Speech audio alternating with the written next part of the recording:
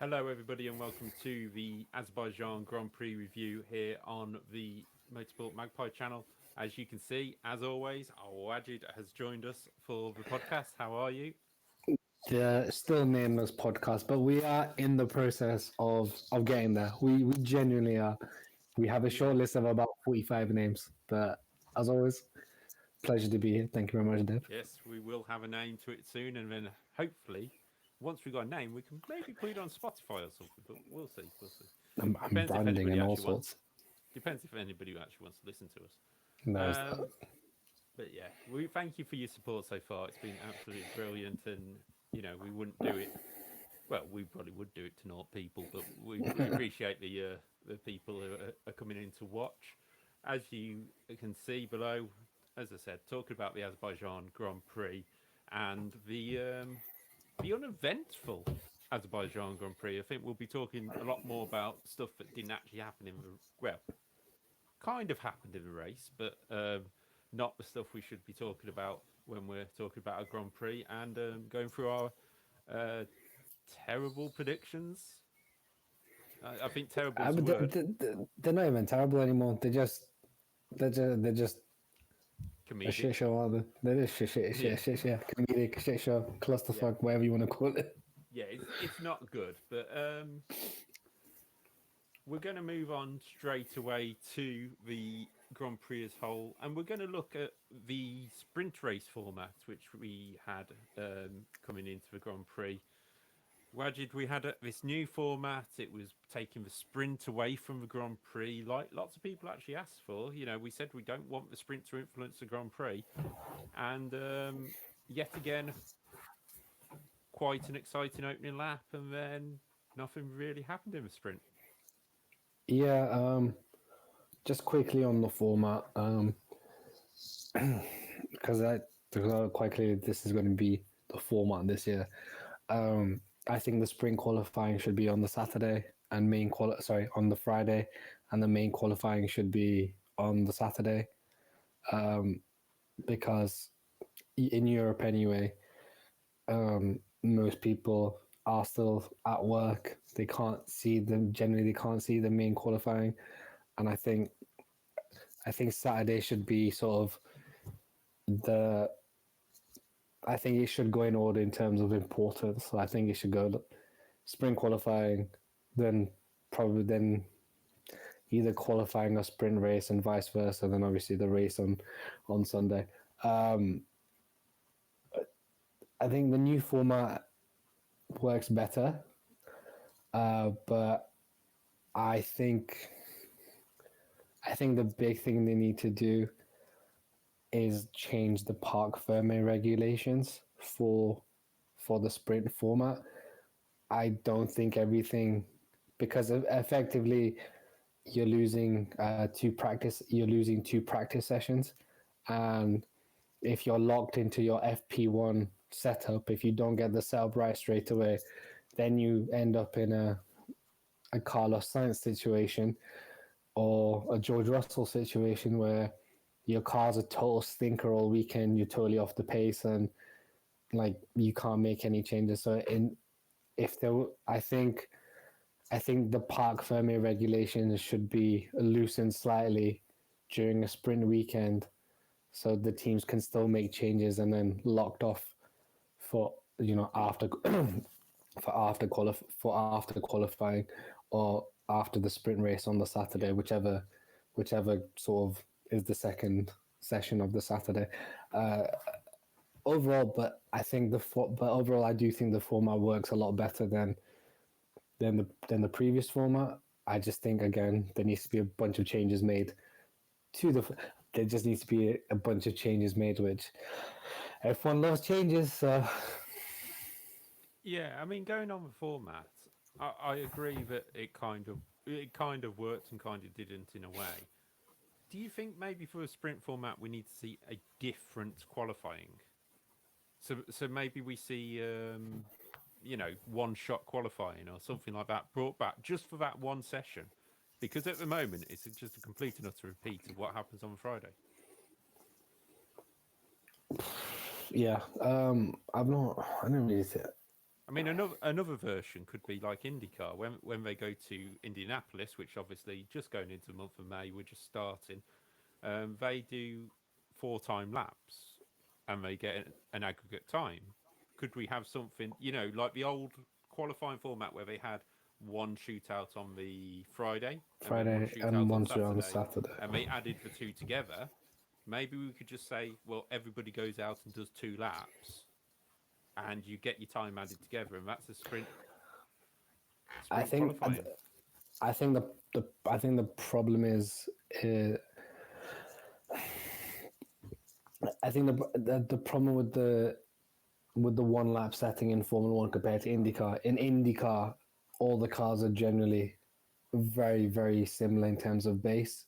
So the one lap qualifying in IndyCar works because you generally do not know who's going to end up on pole position that weekend. The problem with F1 is there's so much discrepancy that this is now from a commercial and viewpoint sort of view.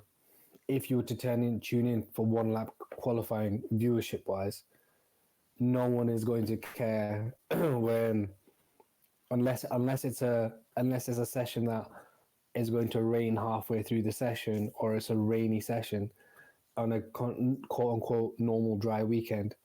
No one's going to care about any car viewership wise until the Astons and the Mercs and the Ferraris show up.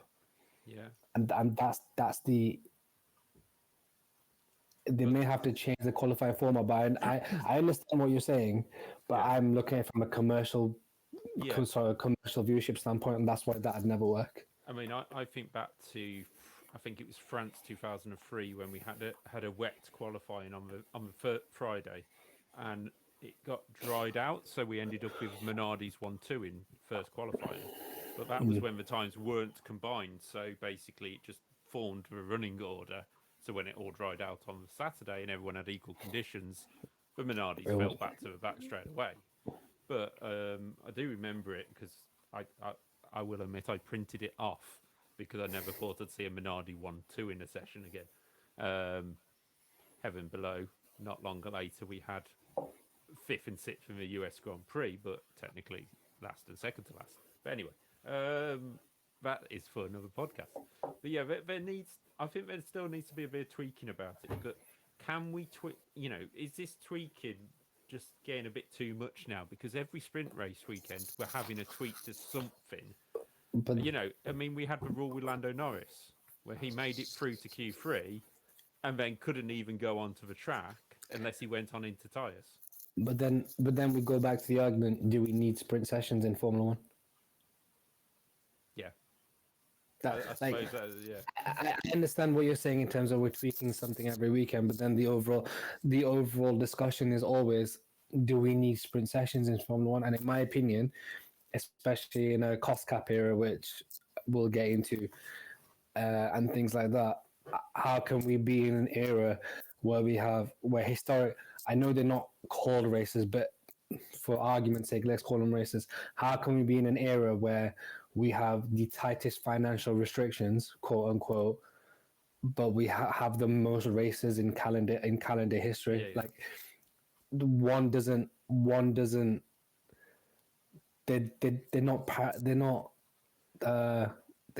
They're like inverse of each. They're inverse of each other. It makes no sense. One doesn't work with the other. Sprint races pre-cost cap totally works, makes sense. Teams can throw money left, right, and center, not an issue. Sprint races post-cost cap era totally doesn't work. And like we saw with, especially with the Alpines, like the Alpines are pissing away money at chassis left, right, and center because their cars are testing their structural integrity as much as they're possible. Like the cost cap era is so restrictive and so bad that the Alpine team have had to effectively repair the broken chassis rather than create a new set of chassis because they're so bothered about being under budget.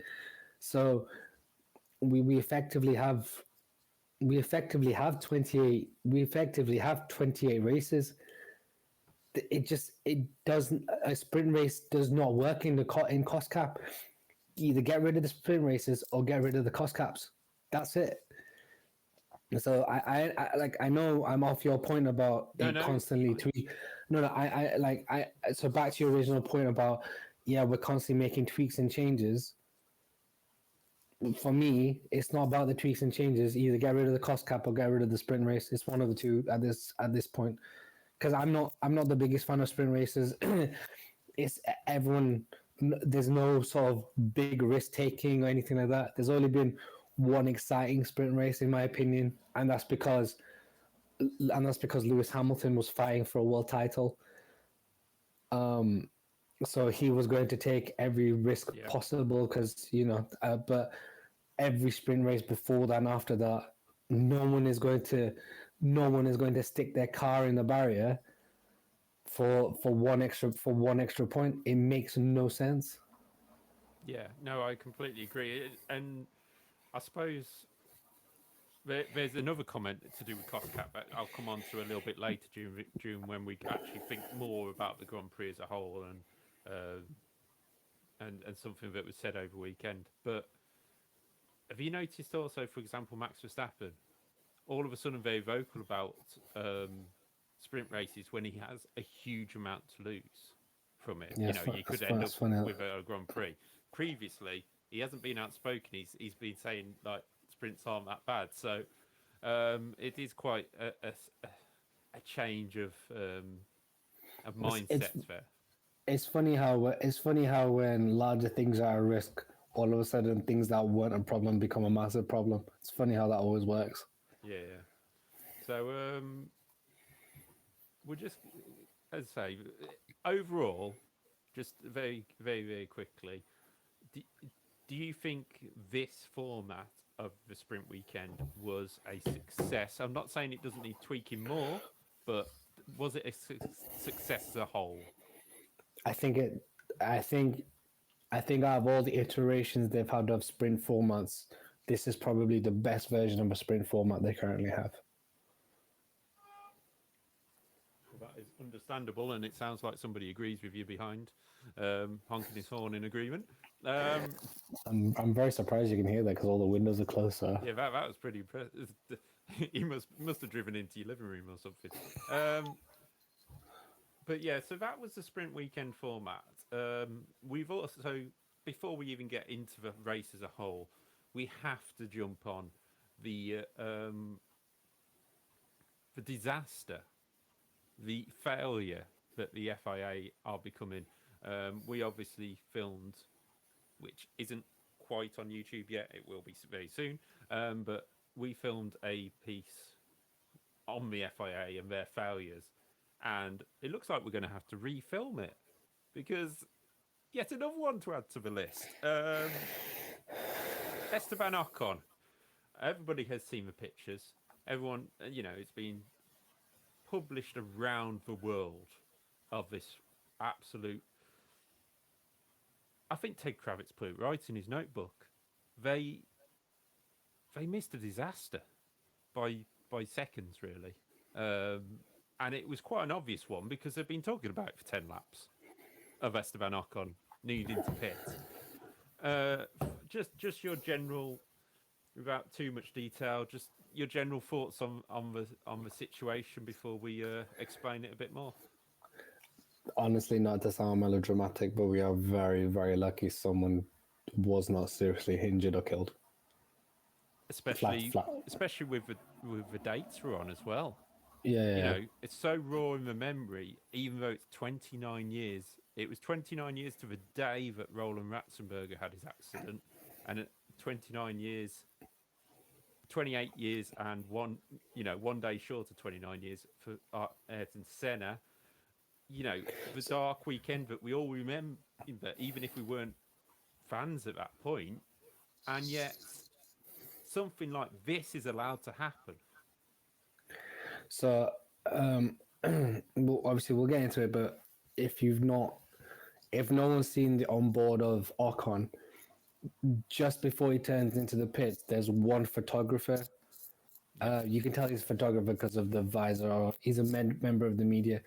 when I say he has jumped as quickly as possible out of the way, it's like the very last person before he turns his pits. When I say he has jumped as far away out as quick as he can and literally only just avoided Ocon, he has literally only just avoided Ocon. Now, on top of that, it's very lucky like Ocon wasn't challenging for a podium or a win in that instance, because you imagine points. or even points like, you know, because obviously they'd resided on the safety car didn't happen.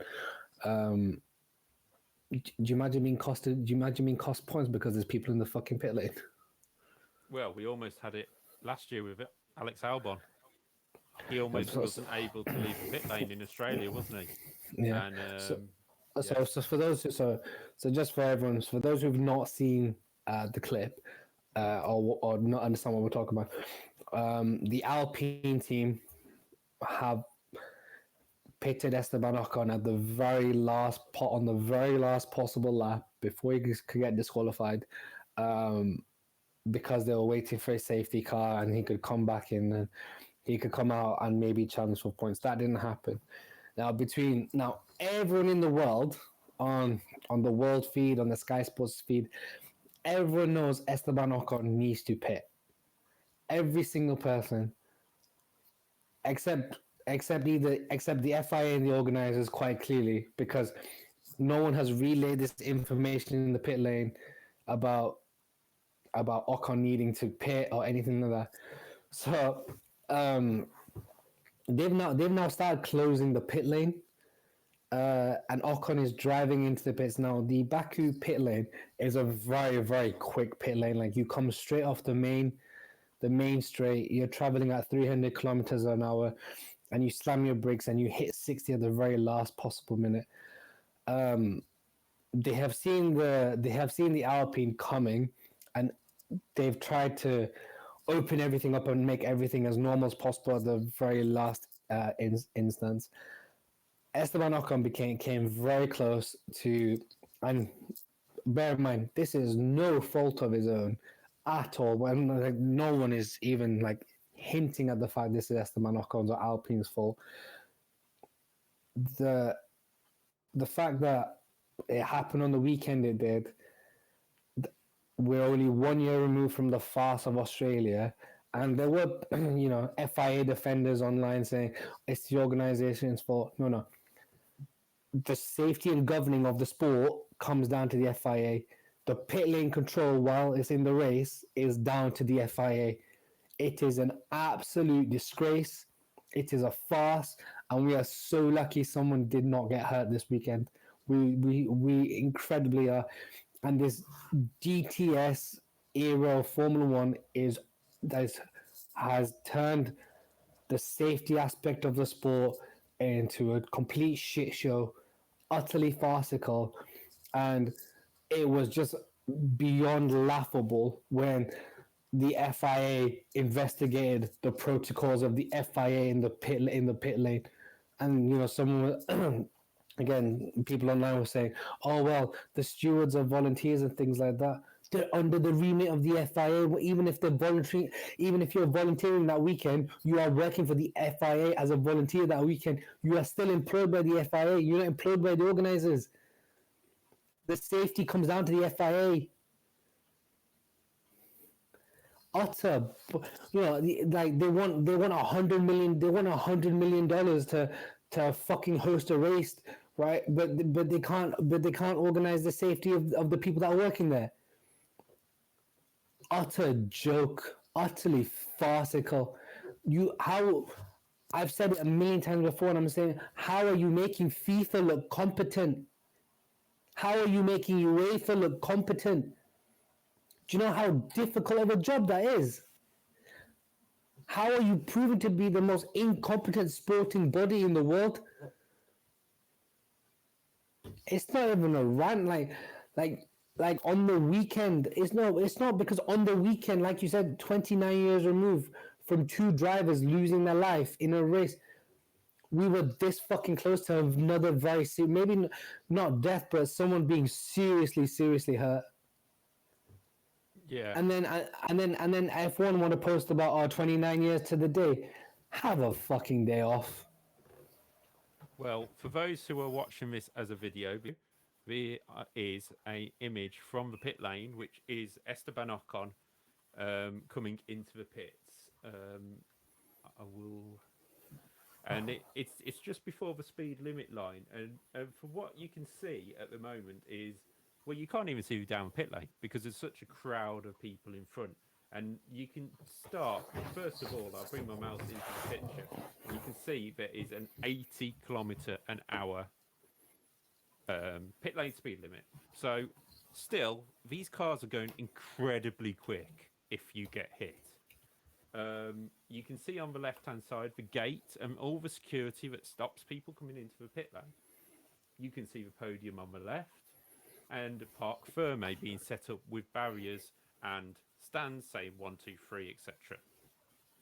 And then on the right hand side there is some scaffolding just above, just at the top of the picture here, which shows where the photographers are allowed to get onto the scaffolding and get an aerial view over the crowds for their pictures. Now, all obviously absolutely fine. But what we've got to remember is at this stage, when Esteban Ocon has entered the pit lane on his final lap, the checkered flag has not even been thrown. So while you see all the drivers doing a slowdown lap and that afterwards, the race is still live. There is no sense. I mean, we had I think it was MotoGP. Obviously, some people may watch it, some people don't. But in the pit lane now, they have to wear cycling crash helmets, just because of worries about things. They even had a stage in F1 where wheels were coming off after pit stops, so they got people to wear helmets in the pit lane. Staff, when they're coming out for pit stop, you have to have the equipment on, not just fire protection, but helmets as well to help that out. There is possibly in this image, I mean, you've got the guy on the right hand side standing out the pit lane. He should be telling people that there's something coming, and I think from what I can see, he's the only person looking at that crowd going, this is going to be a disaster. And he's got a radio there, so he's probably onto some people further down pit lane saying, get him out the way. But at this moment in time, nobody in that pit lane has spotted Esteban Ocon entering this pits. We can be very clear. They get out of the way, and we are very thankful for that. There is other images which are a lot closer, and I don't think I have got them, but I just don't think it's even worth showing them, because this shows the incompetence of the FIA as it is.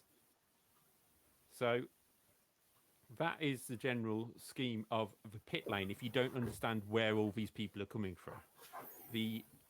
We'll go back to the podcast cameras. So Wajid, that image which we had up on the screen, it shows how many people were suddenly rushed into the pit lane, yeah, while a race is live. You're talking a good. So the difference between Australia, excuse me, the difference between Australia and this instance is, with Albon, he was leaving the pit lane, and there was generally enough space. Like, it still wasn't clever. Well, I think it was only about 5 or 6 VIPs. But that day. It shouldn't happen, but it shouldn't happen. But it was only 5 or 6. In this instance, one, he's coming down from 300 plus kilometers or 200 miles an hour down to sort of 60 miles an hour, 55 miles an hour, right? Yeah. So obviously you're hoping the driver hits their brakes and stuff, but as we know, there have been many incidents in history where people are speeding in the pit lane, miss their brake markers and things like that. That's number one. Number two, you are talking the best part of 50, 60, 70 people there, not just three or four. It's farcical, and the fact that is the biggest talking point, not the sprint weekend format, not Checo's amazing win, not Ferrari's seeming return to speed. None of that. No one gives a shit about any of that. And the lasting image we have of Baku is what they're gonna throw as episode 4 of DTS, or Drive to Survive. And like I said, the FIA investigating the FIA. Like, what is going on? Yeah, I mean, we let me just. I have it here somewhere. They had a steward, because basically everything is still pretty much done on paper. So there's official paperwork that's sent out for every single penalty or anything like that, or if you've got to go to the stewards. Out went a summons for the personnel of the FIA to come to the stewards to say what happened. Now, when you're doing an internal investigation, obviously there's suspicions about it, but when you have to investigate your own people, week in, week out, it's not working. There's issues. And that is where we're going to have huge ramifications for the FIA. They need to do something about this. I understand the camera crews want to get out onto to get their best pictures. I understand, obviously there's talk about Red Bull climbing the pit wall or whatever. But I don't get how the FIA can turn around and say, right, Red Bull, when you win a Grand Prix, you can't climb the fence. Yes, you can't climb over the fence. If you want to climb on the fence, then I don't see a huge amount of problem with that. Lewis Hamilton, you cannot have a nose stud in your ear because of safety. But you can have a nose stud in your nose, though, mate. Okay, I know. Sorry. Luckily for everybody, I had him muted at that stage because it was picking my voice up, so it wasn't quite working. But no, I understand what you mean. Yeah, but you've got them two things. You've got drivers have to wear the right underwear because of things like Romain Grosjean's crash. Completely understandable. Completely get you. And then like it's almost like you mentioned on budget caps and sprints. Budget cap, but more races. Doesn't make sense. FIA come out with all this spiel and then go, "Oh, Mr. VIP, how are you? Oh yeah, live pit lane, off you go." What? I have worked in a live pit lane many a times in my in marshalling and as a TV sort of back crew. It's lethal. You have, but there is the FIA just escaping the circuit. You have, like, for example, one of my jobs when I worked in the pit lanes was there's a camera crew and you have a spotter because the cameraman is so focused on what he's filming that he has to have somebody in his ear to go, "Mate, there's a car about to run you over." Yet we're opening gates to people who don't need to be in the pit lane. They don't need to be there. They don't need to be there for the podium. We could have the podium in the paddock like they do in junior formulas if you can't behave. Let's just use some common sense here. The race is still on. Everybody, like Wajid said, everybody knew Esteban Ocon had to pit. It was being discussed about whether he could actually get the pit stop done before Sergio Perez crossed the line, which he did. On the world feed, man. Not just the brace feed. That's on the feed from the commentary from F1 TV. So from the F1 TV's own standing, right? From their own commercial rights group. Not obviously the commercial rights is different to the FIA, but of the commercial rights holders on their feed, they were talking about Esteban Ocon's pit. Yeah, it's just I mean, there's some quotes from this weekend off pundits and that which were absolutely bang on. Will Buxton was one of them, but the thing is, for those who are, A rare Will Buxton W. yeah, A very rare Will Buxton W. it was an amazing quote, but we'll get onto that a little bit later on. But for those who had Sky Sports around the world and could hear Ted Kravitz, no disrespect, Ted is one of the most honest guys you will probably find in that pit lane, and you could hear the fear in his voice. He could see exactly what was happening. He had even said to the to the security, "We still have 2 cars to pit in this pit lane." He had actually said it. Now, if somebody says to you that, who is giving the steward the call to go, "Off you go"? There's somebody who should be a head steward, and his head should roll for this. And luckily, we're not in some countries where his head would literally end up rolling. Oh my God. It's true. You know, I mean, it's just ridiculous that we're in 2023. We've gone through the world's pit lanes for years. We've had speed limits put in. You know, everybody's seen the images of Mansell racing through the pit lane or Senna when we had no speed limits and thinking, how the hell did them people stand in that pit lane? And that's when you had masses of photographers. You had people.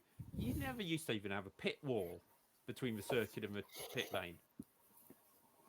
And now, in 2023, because some VIPs want to be in the paddock and want to be out and photographers want to get their crucial shot, even though they're going to do a 3-minute slowdown lap anyway.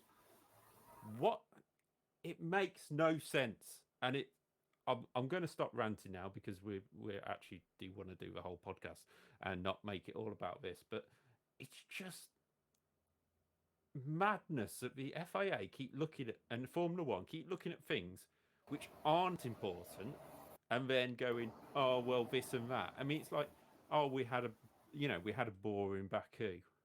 Yeah, well, every now and again, a boring race is going to happen. Was it a failure of the regulations? Oh, quick, all of a sudden it's a failure of the regulations. You wrote them. You wrote the regulations. You cannot turn around and say, oh, they're boring regulations, when you were the ones who wrote them. And breathe. So, just to throw in there, Wajid, because I think you've muted yourself, so you'll have to unmute yourself before you speak. Just to throw in there, you know, what should be the ramifications of this? Should there be a change to the procedure? Should there be, should the podium be moved? Should there be a call that nobody I mean, there should be a call anyway, but no one should be in the pit lane until the race. If there wasn't a call, there's now a call. Until everything is closed, locked out, until the race is done, no one should be allowed in the pit lane. End of. So, no one should be allowed in the pit lane till after the race is finished. If it wasn't in the protocols before, it should be in the protocols now. I think it is getting to the point where someone, obviously the FIA controls all motorsport, but there needs to be some sort of independent body, or even within these within these contracts that they have with the race organizers, there needs to be something in regards to safety and protocol, because the images of Australia where the fans were stealing things from the fans were stealing things from the pit wall, like taking them as souvenirs, but because there's no security there or nothing there, because organizers reduce their costs and they can't afford security because they're paying £100 million to host a race. This is becoming farcical. Do you imagine? Yeah. I know you sort of joked about heads rolling and stuff, but do you genuinely imagine a case where someone would, like, after the World Cup would finish, someone would try and steal the World Cup ball Yeah. and things like that. Like it wouldn't happen. Well, just to slightly jump in there, I joke about heads rolling. We hear these stories. We don't have a Russian Grand Prix, for example, and this is just an example for his other countries where the heads of state are so sort of strict on these things that those people would completely lose. Not that they're not going to lose their lives, but they're going to lose everything about them in terms of their jobs. That they won't be employed again and stuff like that. They'll be forced to, and it's just crazy that this is being allowed to happen. So as we said below, must not happen again, and the FIA need to learn from these things. They haven't, obviously, because Australia happened. And we've got to stop this. I mean, ironically, we've got Miami next. Miami, where it is, we saw it last year. It's all about who's turned up and not the Grand Prix itself. And Las Vegas will be very similar. I guarantee it. It'll be about Las Vegas did you not hear Las Vegas is the new Monaco Grand Prix according to American news. Yeah, well, yeah. We won't go into that. That's for later in the season. For the the Las Vegas season preview, which you'll see somewhere just before we get cancelled. If we haven't already been. Yeah, that's what I mean. We may not make it that far. We'll have to call ourselves. We might get a name for a podcast by the time we get cancelled. But no, in all seriousness, it's ridiculous that after all these years of Grand Prix racing, 73 years of Grand Prix racing, we're talking about something like this. It's just crazy. When we fixed the pit lane ages ago, it's one of the safest places in the circuit, and we're doing stuff like this. Absolutely nuts. But what we will do is we're not going to keep on about it because, well, everybody is. You can see, there's plenty of other videos on YouTube that will help you push on with all of that. So we will move on to the Grand Prix. So first up, we're going to talk about the sprint race that happened on Saturday afternoon. Really, we can only talk about the first lap, can't we? Max and George Russell, not quite on each other's Christmas cards list, I think. So I actually defended Max because I think George was in the wrong. But the irony of Max Verstappen complaining about what Max Verstappen has done his entire life to other people when he has everything to lose. That's why I thought it was the irony behind it. And welcome to the show, Will Buxton. Because that's pretty much what he said, wasn't it? The irony. I'm going to just throw in there first. I don't think it was anyone's fault. I don't think there's any blame. It's just hard racing on a street circuit. You see that week in, week out in IndyCar. And just because Red Bull or any other team make their cars light as possible, it's going to break when it gets hit. And it's going to happen on street circuits. I don't think George did anything wrong. And the outburst by Max was nothing more than ridiculous. I just thought it was hilarious. I genuinely, I look at it slightly different. I think George makes a slight. I think George does make a slight mistake because tires cold and everything. Yeah. He does drive into the side of him. So if you were to apportion blame, I would say, it was probably Max shouldn't be out the outside, blah blah blah. But for Max Verstappen, anyway, he's left the space. But like for me, like I said, the outburst was just hilarious, calling him a dickhead and things like that. Like Max, have you not seen your entire career how you've driven against Lewis? Like some of the outrageous driving you've done with Lewis. Now because you're facing your teammate and it's only you versus him. Now you have it all to lose. Come on. then F1 wonder why their viewership figures are down. It's because your poster boy is incredibly unlikable. Unlike Michael, unlike Ayrton, unlike Lewis, who everyone respected on the track and away from the track. Yeah, Max, I'm sure he's a great guy off the track, but you don't see much of it because he's very private. Generally, he's quite private unless he's streaming. Yeah. On the track, unlike those three, he's just totally unlikable. I don't get where it comes from, like in terms of this particular sprint race collision, whatever you want to call it. At the end of the day,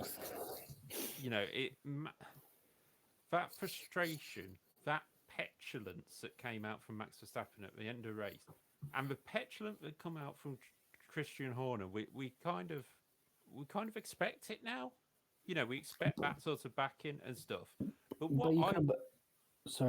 Just add, you can also see it from Max's race engineer, Giancarlo Lambassi, I believe his name. Yes. Yeah, but you can also see it over the radio. Even after we overtook him, that's him, Max. You show him how you overtake clean. We got to like halfway distance through the sprint race at that point, and they're still thinking about the lap one incident. Now, I know, now the thing is when they were battling Ferrari last year, there wasn't this petulance. I genuinely believe in the Red Bull garage. It's the disdain for Mercedes is so deep that any incidents with Mercedes, it just burns them for the entire race. Genuinely, that's my opinion. Genuinely, I think that's what it's got to. Yeah. No, I do kind of agree. It's just crazy. I mean, they did have the talk before the Grand Prix of somebody contacting the sponsors of the Red Bull team and sort of said, like, here we go, the cost cap break was bringing you into disrepute and you shouldn't sponsor Red Bull and things like that. And obviously Christian didn't give away who said that, but sort of said, you can probably guess who, which we all know, probably Mercedes. But just, even if they did, what does it matter? Why are you dragging that into the weekend? And there's a little bit more that Christian said, which we'll come up to when we get into the new regulations, whether they failed or not. But it's certainly, yet again, we've got to this stage of the season and there's a little bit of defence from Red Bull. It's almost like the American football chants, defence. They're trying to, they're trying to do that so quickly and try and, ignite a fire under Max for whatever reason, and it's just ridiculous. So, racing, if we don't race like that, like Max and Georgie did, we go home. We don't race at Baku. We don't race at Miami. We don't race at Monaco. We don't race at Singapore. We don't race, even places like Imola. I mean, people showed the first corner of Imola in the rain in 2021, where Max literally, it was wet and given him the benefit of the doubt, but he literally forced Lewis off the track, and that wasn't brought up. So it's again one of these things where it swings and roundabouts, and now you're at the front, you're the target. But you don't even have to bring up Imola. What about Monza when Lewis was coming out of the pit lane? Yeah. Max should have pulled out. He didn't. Yeah, I completely agree, and it's right. Just... So just to add, Damon Hill said it best, and the thing with Sky Sports is people outside of the UK think Sky Sports has a British bias. People in the UK know there isn't a British bias. To be honest, most people in the UK think there's a quite heavy Red Bull bias on a Sky Sports stream. Damon Hill said it best. If this is the case, let's just hand Max the world title and go home. Yeah. And also, I'm going to throw this out there with the sprint format. Yeah, Charles Leclerc, second place, probably more than he could have hoped for. After 2 pole positions this weekend, second in the sprint, third in the feature, shall we call it, the Grand Prix. A really good weekend by him, but Max Verstappen finished 6 tenths behind Charles in the sprint race. You're telling me that hole in the side pod really is the difference between second and third there? It's 6 tenths of a second over 17 laps. No, I'm sorry, it's not. These cars are so much more refined than that. But if Max had wanted to pass Charles Leclerc, he could have done whether he got a hole in the side pod or no side pod whatsoever. I mean, look at Mercedes. That hasn't even got a side pod. It's just... But maybe that's what Mercedes thought. We won't put side pods on, so Max can't put a hole in them. But anyway, just in terms of a sprint race, very dull. Not a lot happened. I think the most exciting thing was probably Nico Hulkenberg going backwards like a... Well, I think he put it in reverse at one point. The speed he was going back through the pack. No, it was Tsunoda's. It was Tsunoda's. Oh yes, yes. And yet again, the Alpine team not knowing what a safe release is with Yuki Tsunoda. Yeah, a very crab-like car, which meant that actually, in the end, Logan Sargent, who didn't even make the grid, beat Yuki Tsunoda in the official results because he actually finished. Well, he didn't start, but that's not the point. According to BBC, he beat Logan Sargent, beat Yuki Tsunoda. But yeah, we just... We'll go on that's an unsafe release, obviously. And then AlphaTauri drive the car for the whole lap, causing a longer safety car, and not going to be able to repair it anyway. It's just going to go back of a truck, and there's no sense in what they did at all. Yet no penalty. Nothing. Absolutely. Not even a call to the stewards, I don't think. Nothing. Absolutely. That is a slam dunk as an unsafe pit release as you're ever going to see. Because I don't think many people saw from the images. Someone looked at the rear suspension of Sonoda's car before they stuck the tires on. Yeah, and went like a dork. Like a dork. And then and not one instance did they say pull it to the side, because bear in mind, especially the early stages, the early corners in Baku, a massive runoff at turn 1. Obviously, the pit lane cuts turn 1, but he could have gone straight off on turn 3. Turn 2, and he could have gone straight on turn 3. If he wanted to be at the back of a paddock, if he'd gone straight on at turn 4, you were at the back of a paddock. And yet he chose to drive the entire lap. And again, we're back. It's the same farcical bullshit with the FIA.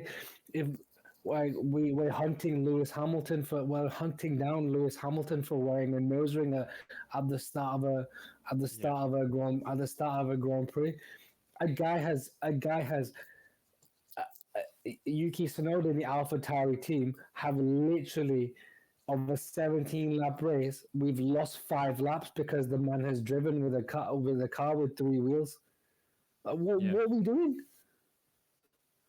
Well, it's even more of a loss because it could have damaged that gearbox to a stage that he's going to retire from some other race. And the way Yuki's going this year, no disrespect to AlphaTauri, they've got a shocking car, and he's actually pulling out some half-decent results. So it could cost them even more as they move on. But, and they've only got one driver that's pulling out results at this moment in time. Yeah, we'll definitely get into that because that is one of the features of the race. But in terms of a sprint, for those who don't know, Sergio Perez passed Charles Leclerc about half distance of the race, pulled away 4 seconds and won the sprint to gain the 8 points for the win. 7 for Charles Leclerc in second and Max Verstappen third. George Russell did a good result in 4th from Ferrari of Sainz, Alonso and Hamilton. And then Lance Stroll getting the last point off Alex Albon late in. Aston Martin struggling a bit with some DRS issues at that stage of the weekend. Sorry, I think Sorry, go on. I think Checo also got a point for fastest lap as well in the sprint. No, you don't get a point for fastest lap in a sprint. Do you know? I'm sorry, I thought you did. No, I don't think you do. I'm pretty sure you don't. But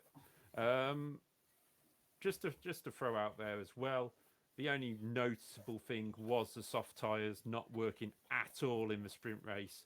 Valtteri Bottas and Lando Norris finishing 16th and 17th, both having pitted off the soft tyres.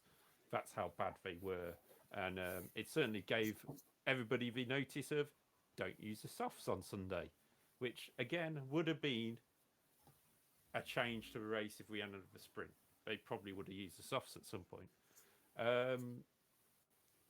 Oscar Piastri getting into the top 10 of the sprint, and Williams, as I said before, looking quite strong. Logan Sargent not starting due to that crash in sprint qualifying 1. I think that's what we call it. Or sprint shootout qualifying 1. Yeah, I'll get the title right in the end. We move on to race. And obviously we had qualifying from the Friday. Just for people who weren't there, at the back of the grid was Nick de Vries and Pierre Gasly. After Gasly nosed his car into... I'm trying to think. He had the fire on Friday morning and then nosed the car into the wall in qualifying, which was a weekend to forget for Pierre Gasly. But Logan Sargent made it into Q2 for the first time in his career, meaning every driver has made it into Q2. And not a shabby weekend by the American, considering it's back to a track he knew. Well, also that Williams is very, very quick in a straight line. So I think given that 2 kilometer long straight, I also think that held the Williams massively. But no, it was a good showing for him, for Williams. I mean, everyone sort of had a very rough idea. Everyone sort of had a very, very good idea of who was going to be challenging in sprint qualifying 1 or super sprint qualifying 1 or whatever supercalifragilisticexpialidocious 1, whatever you want to call it. Yeah. Because, like you said, the order was already set in qualifying on the Friday anyway, so you sort of knew who was going to be challenging. And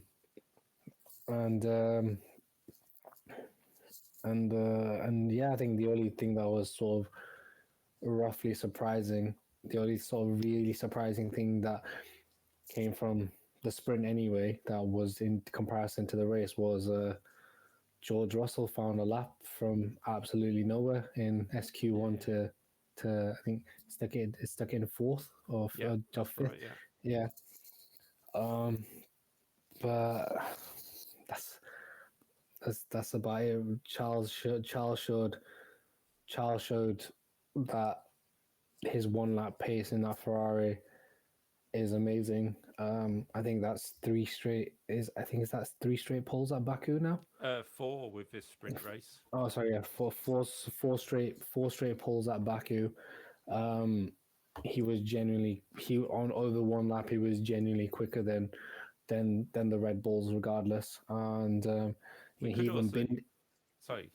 also say it should be 5, except for the famous "I'm stupid" comment stupid, when he's in the wall. So yeah, so yeah, it was nice. I mean, obviously both of our predictions were totally off because neither one of us saw the Ferrari being until the end.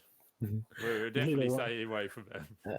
Neither one of us saw the Ferraris being this close, but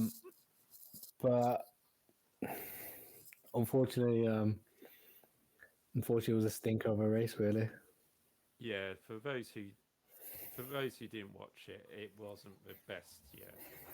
But we'll get into it. So off the start, it was Charles Leclerc leading from Max Verstappen and Sergio Perez. And the top 3 kind of pulled away until the Red Bulls worked their way past Charles, just going in about midway of the first stint. And then we got Max Verstappen. We got some hard tyre medium tired runners going onto the hard tyre. And that sort of shook up the midfield a little bit, and people started going, oh, maybe we need to pit a little bit earlier. So Max, being the leading driver, only by about second and a half from Sergio, wasn't it? Sergio was there or thereabouts. I think it was less than that by the time he pitted. I think Sergio was in his DRS by then. But Sergio wasn't looking at passing, let's put it No, that way. he wasn't. But he was close enough to enjoy the slipstream, and the two were starting to hammer out fastest lap after fastest lap. And Max Verstappen and Red Bull made the decision to pit just as Nick de Vries had pulled up on the side of the road. Now, I initially went, that's a very weird place to go off. But I'll admit that. Down at turn 6. You can see us. Yeah. For those watching, you can see us both going through our heads. 1, 2, 3. Yeah, down at turn 6. And very weird angle to go off at, but it turns out he'd hit the wall on the inside of 5, demolished the front suspension, which is ironic because a lot of people hit the inside of that turn this weekend and didn't do anything. So AlphaTauri's front suspension made out of paper this weekend. But just another disappointment for the Dutchman after a good first free practice. You know, I think he was 7th in free. Was he 7th in free practice? Where's he gone? No, 6th in free practice with a 43.4. And then in qualifying, he got down. He only got a 55.2 in normal qualifying. Just very bizarre, disappointing weekend. I mean, we're expecting it from de Vries right now, but it's kind of, I don't know. Where's this guy gone? Where has he gone? He's very quickly turning into I've forgotten the Canadian's name. Latifi, thank you. He's very quickly turning into this year's Latifi. Absolutely, he's normally at the back with Logan Sargent, regardless of how bad that AlphaTauri is. And yes, I know Sonoda's been at the team for 2 years, but he's just like we're not talking like Nick de Vries doesn't have experience and things like that. He's just absolutely nowhere at the moment. We are kind of talking a McLaren Ricardo Norris advantage as well, aren't we? Yeah. This is the point we're getting to. And if anyone knows anything about Dr. Frankenstein, Helmut Marko, he's not the most forgiving, shall we say? But just to quickly piggyback on the Red Bull comment, you saying that Max finished 6/10 behind Charles in the sprint, but in the race, the Bulls were a good a second lap quicker. So even with that hole in the side, it wasn't costing Max a second a lap. So Max could have very easily challenged Charles, got second. He chose not to because he'd rather sort of save for the feature race. And everyone could say Max was unlucky with the safety car, blah blah blah. But given where the AlphaTauri was, given the feed, obviously the pit wall we're hearing, it doesn't take a G. Like I'm an analyst by profession, but it doesn't take an analyst or a genius to work out, that AlphaTauri is not in a great position. It's very close to the circuit. This could at the very least be a virtual safety car. Obviously it turned out to be a full safety car. And again, Lewis Hamilton screwed by a safety car, which I thought was hilarious as well. But in the general scheme of things, as we say, Verstappen pitted and Perez didn't, because obviously he couldn't double stack anyway if there was a VSC. Sergio got, just so everybody understands how this came about, Sergio got past the end of the pit lane before the safety car was called. So that meant that he was able to go full speed along the start-finish straight into turn one, be ahead of the safety car. So when everybody was paced, they would get caught up behind the safety car. So that's why Sergio would be able to have literally a freeze pit stop and come out in the lead. So it was absolutely spot on there. Perfect. It was perfect for Checo. Yeah, absolutely perfect. And from then on, Max couldn't really challenge Sergio after he got past Leclerc. And then the two bulls just traded fastest lap after fastest lap with each other until about 10 laps to go when Max sort of dropped away. I think that was more let's build up to get fastest lap than drop away. But what they didn't account for was George Russell pitting for the soft tyres right at the very end to set a 43.3 and take the fastest lap point away from Red Bull. Even Fernando Alonso popped in a fastest lap attempt in the last 10 laps as well. So everybody was going at it, but yeah, just a bit of a dull race. And just going back to Nick de Vries, which we'll obviously probably flag up a bit more in other podcasts. Is he kind of lucky that we're looking at F2 this year? Liam Lawson's over at Super Formula doing a grand job over there on circuits he doesn't always know, but not in the spotlight. And we're looking at the championship in F2, and nobody's. Well, Iwasa was doing okay, but he had an absolute dreadful weekend in Baku. Dennis Hauger, a lot of mistakes coming in, whether it's from the team or himself. Fittipaldi's only just finding some form. Zane Maloney is far from ready to jump into F1 just yet. Is De Vries lucky because there is that time and they're not going to go chuck Daniel Ricciardo in the car? We said the same thing last year that we did this year. The Red Bull Academy is not good. The Red Bull Driver Academy, for the amount of money they're throwing at it, has not, since Max, has not produced a good F1 a good F1 driver. I'm not going to say, well, in terms of World Championship caliber, they still produce Gasly and Tsunoda and stuff, and Albon, but no one that they're going to stick in the Red Bull car. And especially the current crop of F2 drivers, I don't think they're good, especially in Red Bull driver capacity. It's very early, but do any of those, none of those people are sticking out at all. It's a very, very mediocre F2 this year, if I'm being totally honest. Yeah, no. But I mean, Teo Patriciello leads it from Frederick Vesti, so it's basically Alfa Romeo, Mercedes, Red Bull, Ferrari, and a shout out to Oliver Behrman for this weekend. Pole position with his steering at about 40 degrees angle because he hit the wall in qualifying and couldn't have time to fix it. Fastest and wins in every session ever that weekend in F2, and that's the first time ever it's happened in Formula 2. So fair play to the man. He looked brilliant in F3 last year. Should have probably won the title, and has found his feet now in Formula 2, and it'd be interesting to see how he gets on. But going back to race, not a lot else happened. Alonso with a bit of action moving up to P4, trying to challenge Charles but couldn't get really near him. So that's Fernando putting a blank space in his podium celebrations this season. And a lot more than his driving being talked about this weekend. We're not going to get all the jokes out. I just got the reference. Thank you. It's the only one I was going to come out with, but I can find more. Please don't. Please don't. Again, just a good weekend. But, considering Aston Martin had that DRS problem, I think coming home with a fourth and a seventh was good going, really.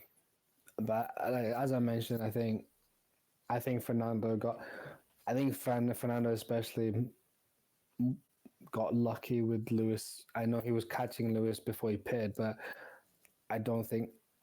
I think Lewis probably would have finished ahead of Fernando if it was status quo. That it's a very good weekend. He's pretty much maximized every single weekend. he was probably off Charles's pace in comparison, and he was probably similar to Lewis. So fourth place extends his lead in third place in the championship at the moment. Somehow, while he was driving, he's still giving Lance Stroll coaching advice on brake balance, only for Lance Stroll to go bin it in turn 16, which I thought was hilarious. Yeah. But no, a very solid weekend for Fernando. Lance, as I've said many times, is not good enough for that seat. He's not good enough to be in F1, but his father is his father. His father is who his father is, so he's not going anywhere anytime soon. Carlos Sainz and our Ferrari is not talked about enough. Yeah. About how poorly he's been performing in that This Ferrari weekend for the has last been 18 months. terrible. But just generally, I can't remember a time where he has genuinely been quicker than Charles at any race weekend. Yeah, I don't know where it is this season. He hasn't sort of. I mean, obviously, I know I've given him benefit of the doubt quite a few times, but like this weekend, if you got it wrong in session one, like we discussed before with the part Ferme rules, you're sort of stuck, and there's not a lot you can do about it. So, yeah, I think this weekend we can definitely say he went the wrong way on setup, because I mean he ended up behind Alonso, and he had Lewis all over the back of him. If that Mercedes had any straight line speed, he would have been past in a flash. Yeah, he's very lucky that Mercedes is very slow in a straight line. It's very draggy in a straight line, because Lewis was quicker than him all race, but he just could not get past the red wall. The red wall that is that Ferrari. I know you're saying this weekend, but I maintain, where has Carlos been in comparison to Charles during his Ferrari career? Even the Silverstone win was sort of gifted to Carlos, to be perfectly honest. Yeah. It's only because Ferrari chose not to pit Charles as well. And I might piss off a bunch of Sainz fans, but come at me. I don't care. It's not Carlos Sainz's time in Ferrari has only been slightly better than Ricciardo's time at McLaren. Sorry, it's not worked. It's not working, and it's not worked. Yeah, no, I kind of do agree with you, but I suppose with Sites, he got passed by Fernando. He's really got to just shake it off right now and push forward, and hopefully he might be able to find a bit of a love story with that Ferrari, but you just never know. And it's the Mercs were nowhere this weekend, and Lewis probably got the best he could. I think George was very lucky to be where he was in the sprint race, but with the restart, just very quickly, with restarting the actual Grand Prix on the safety car, was George too busy looking at Lewis? Yeah. Is Lewis still in George's head? Yeah, of course he is. And the Sky Sports PR machine, the Sky Sports PR 63 machine, abruptly didn't mention anything about Lewis kicking George's ass this weekend, may I add. There was when Sky Sports thought both Mercs were out in Q2, they were all singing, dancing, going, "Oh my God, both Mercs are out!" But then Karun Chandok insinuating that Lewis Hamilton gave Piastri a stream, a slipstream. Shut up. He did. He just didn't do it on purpose. Yeah, but he was insinuating he did it on purpose, though, wasn't he? Because he's scared of George. Shut up, Karun. Shut up. There's a reason you were doing F1 for 2 seasons. It's because you were shit. Yeah. We're just gonna. I'm just trying to think if there's anything else we need to flag up in the race. a slight renaissance for the McLarens this weekend. They were a lot quicker this weekend. Yeah. Piastri with illness, which they kept going on about. It was kind of like, yeah, just let Piastri do what he wants to do. Don't need to push it. They were making him out like he was a martyr. Yeah. Oh my god, he's so ill. Okay, then don't race if you're ill. But no one's telling you to. Then we had the strategy call by Hulkenberg and Ocon. Only things they could do from the back, and it could have worked if they got a red flag or something. But unfortunately, for once, being Baku, it didn't come, and which is ironic considering we had 3 in Melbourne. But sorry, 4 in Melbourne because we had one after the checker flag, didn't we? Well, the irony, as you said in the preview, they'll probably do everything in their power not to have a safety car and red flags, and it seemed like that's what happened. Well, the drivers did, never mind anybody else. But yeah, so we're going to go on to our predictions now. Bit pointless, or a bit like Wajid's predictions, but we will move on to them and just go through what we had. I even tried to fish out the idea of using qualifying predictions as the sprint predictions to go, oh, could we get a few more points? No, I'm afraid not. I might actually no. I may have got 1 because Max was 3rd. You can take it if you want at this point. We're really, to be fair, we're really clutching us. Yeah. My batting average is amazing so far. I'm like 4 for 37. Currently, we are equal. So for the qualifying result, which was the Friday, Wajid and myself, Wajid predicted. Oh, hang on, I was just about to block myself out then. To be honest, the book's good, isn't it? How is it? We can't predict anything.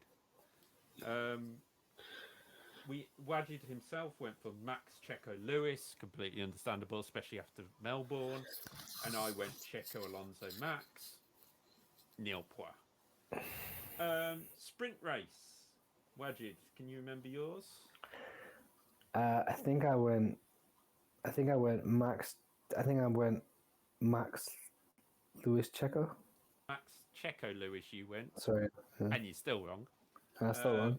I went Checo, Alonso, Lewis. Street Master does it again. So one point to me. Race day, I went Max, Checo, Lewis, and you went Lewis, Alonso, Russell. So yeah, that was okay. And then we move on to our wild cards. I had at least 2 points for Williams. Well, they weren't far off. You know, Albon was thereabouts, but considering how slippery that car was, he couldn't get past Hulkenberg. At least 2 red flags. Yeah, I think they forgot to pack them for Baku. Send them straight to Miami. And Alpine top 5. Well, sorry, Pierre. I'll probably put a massive jinx on you there. There's no way an Alpine was getting anywhere near a top 5. Wajid, 3 safety cars. 3 safety cars. Red Bull crash. And then I think I said Logan beats Albon. Yeah, which, to be fair, they weren't too far apart all weekend, but in the race, Sargent fell back. So I'm afraid it is nil point for you. Out of 12 this weekend as well. Yeah, and for me, 1. So I currently lead by 1. And I mean, these are 9 predictions per race. So I'm just going to put along the bottom on my spreadsheet how many predictions we've done each race weekend, because obviously we'll change it. So out of a possible 39, you have 5, and I have 6. What a batting average! We are amazing. So yeah, now we will move on to my other part of this spreadsheet, which is our driver scores. So here are the driver scores for the Azerbaijan Grand Prix. Yeah, we're going to go through the order as we do. I did total them to be in a line, so we will go through from the race results because it's the easiest thing to do. Actually, no, not from race results. From our predicted current our current championship table, shall we say? So we will go from top to bottom. Or do you want to go bottom to top? Your choice. No, let's go bottom to top. Let's go bottom to top. Okay, so we're going to start at the bottom of. We're going to go off my table because obviously the scores aren't exactly equal. You know, we've got people in different positions, so we'll go off the top table out of the two. So here are the Azerbaijan. Here we go. I can't even talk now. Here are the Azerbaijan Grand Prix ratings for myself and Wajid. So first up, the Dutchman, Nick de Vries. For me, I'm actually going to give him a 3. And the only reason for that is we saw him do an overtake. And free practice, he managed really well to get up into 6th place. 0. Not even a 1? Not even for his free No, practice? 0. Wow. 0. Okay. He's getting his ass kicked by Sonoda. The only thing he did of any mention this weekend was binning it to bring out a safety car, which made it slightly I'll give him a 1 for bringing out the safety car to at least bring some sort of entertainment. That is kind of why Nikita Mazepin would have got a 1.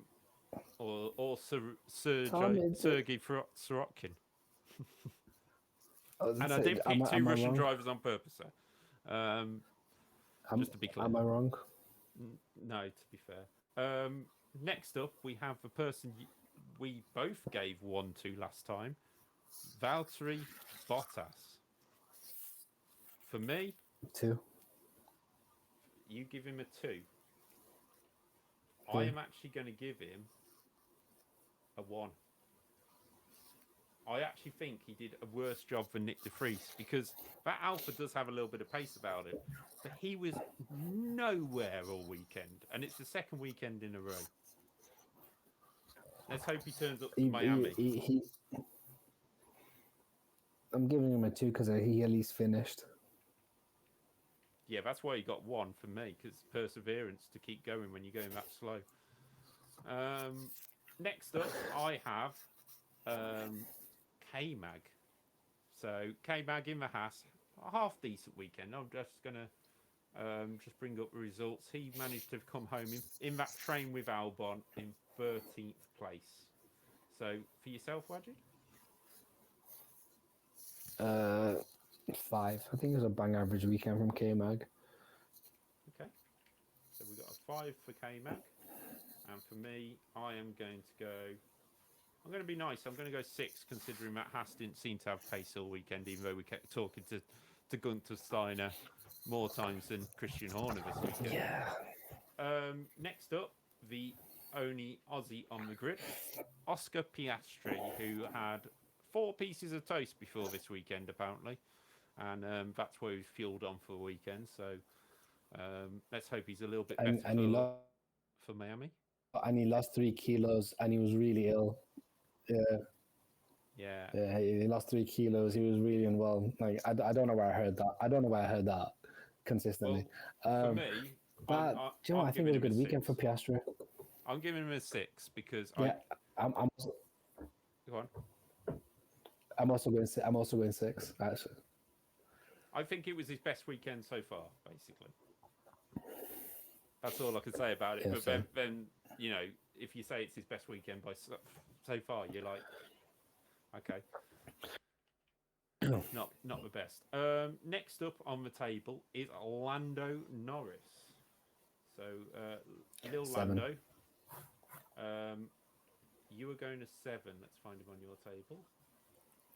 Lando coming home in 9th, leader of that sort of train which sat behind I think 7. I think it wasn't anything spectacular, but a 7 will do. Yuki Tsunoda. sorry, it Yeah. was a very solid weekend by Lando. He got into he got into supercalifragilisticexpialidocious 3. He couldn't race. He couldn't race because he didn't have a set of soft tires, which is just stupid. And genuinely, he probably was best of the rest from the current sort of breakaway 4 we have. Unless one of them or a couple of them had engine issues or took each other out, it was probably the best he could hope for, to be perfectly honest. We're going to go on to Yuki Tsunoda next. 7. Yeah, I've gone a 7. Solid weekend by Yuki. Demolished his teammate, demolished the rear of his car in the sprints, but, you know, it wasn't too bad. Next up, we have the underperforming Carlos Sainz. I am going for a 3 because he's keeping Hamilton, Stroll, and Russell behind him. I'm giving him a 2. Yeah, I can understand that as well. And to be honest, the only reason he kept Lewis behind him is because that Mercedes is a dog in a straight line, which I don't think anyone ever thought they would say. Yeah. Because Lewis was generally quicker than him. He just there's just no straight line speed in that Merc. Next up, Esteban Ocon, the Frenchman in the Alpine. I am going for a 3. 2. It just disappeared all weekend, as far as I'm concerned. The only time he was on the feed is when he had to avoid killing someone. Says it all, really. Yeah. Logan Sargent in the Williams. 5. 5 for you. For me, I'm going to give him a 5 as well. I think if he had managed to do a sprint and maybe got a bit higher, possibly, but that mistake in qualifying really cost him a chance to run. So it is a 5 from me.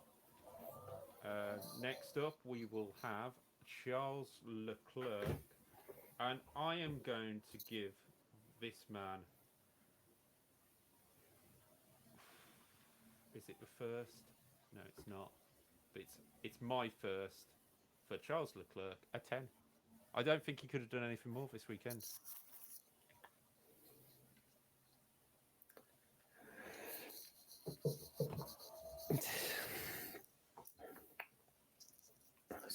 Thing is, I'm debating between a 9 and a 10.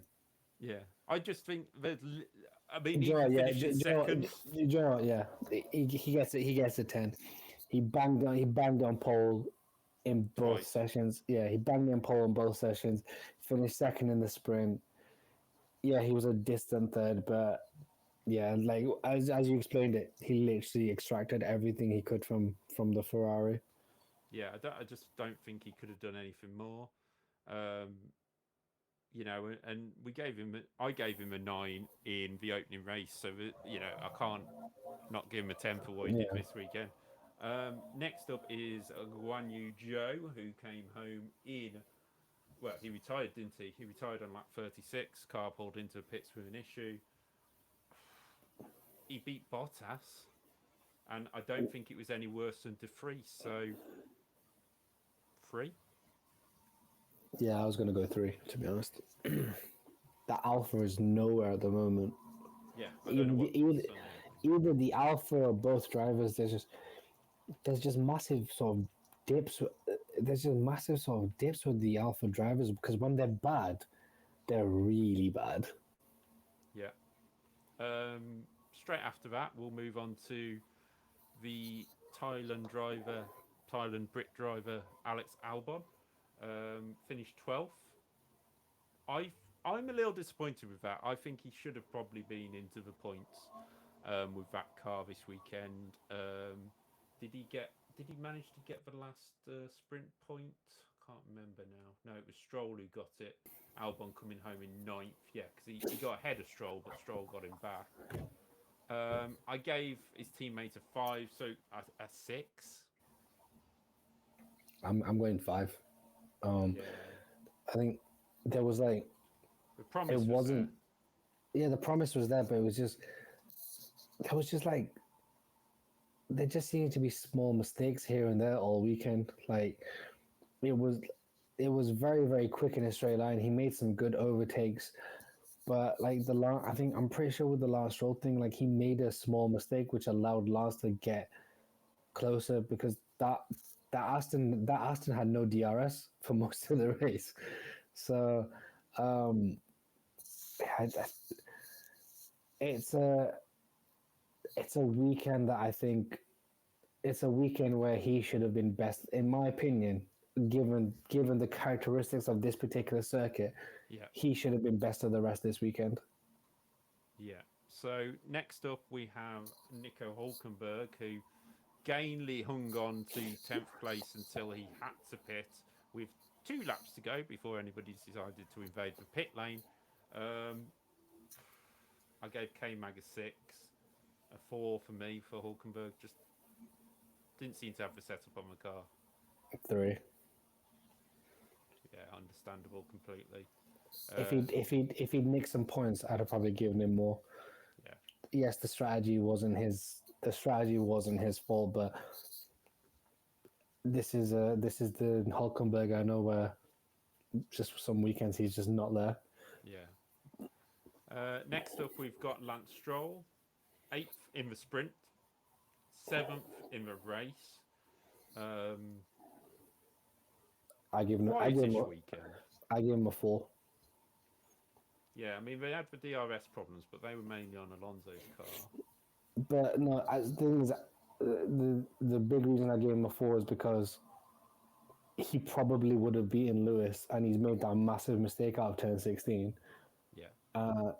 And then after that, Lewis sprinted away in an Aston, which again under Alonso's control, he would have beaten the Max. And given that Aston Martin are in a very sort of close battle with Ferrari and Mercedes for that second in the Constructors' Championship, Lance needs to start scoring some points if they have any chance, if they have any hope of finishing second, because that's what Aston will be targeting. They will be targeting second.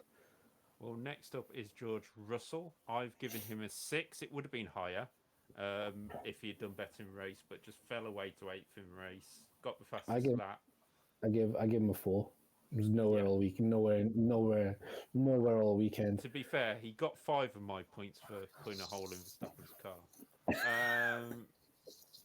Next up, a guy who was literally nowhere all weekend, Pierre Gasly. I am giving him a 2. I am giving him no point. Yeah, I can understand that as well. I think he binned it 3 times this weekend. Yeah, possibly. Where did he come in the race? He come 14th in the end. Actually beating Esteban Ocon in the end. Yeah, but Ocon had to try not to kill someone, so yeah, I can see that. So 0 point for Pierre Gasly. Next up, we're now into the last 4 drivers. Lewis Hamilton. For me, I would, if we gave Russell a 6, I would actually give him I'm going to give him an 8 because of the way he could have, he was all over sights for most of the race. You're generous. I'm giving him a 7/6, or actually 6 or 7. Because Joe, I'm going with a 6 because in the sprint he wasn't that good. In the sprint I'm actually going to downgrade to a 7 because I can see you there. In the sprint, like he just faded. He faded away. He did everything he could within the machinery. He extracted what he could, especially given, like I said, the way the safety car sort of screwed him again. Convincingly beat George, but I think I gave George a 3, didn't I? Yes. Yes, yeah. So like he convincingly beat George, but yeah, I'm going with a 6. I genuinely don't think it was a good weekend for Lewis Hamilton. No, true. Next up, the sprint race winner and Grand Prix winner, Sergio Perez. I have actually gone 10. 10. Yeah. And the reason being, yes, he didn't get pole in qualifying, but it was miraculous laps by Charles Leclerc. But I just think the way he took the fight to Max in both races is why he gets the 10. He lit he literally was 1 point away from maximum points this weekend. Yeah. For the potential of, I believe it's 34 points on offer. Yeah.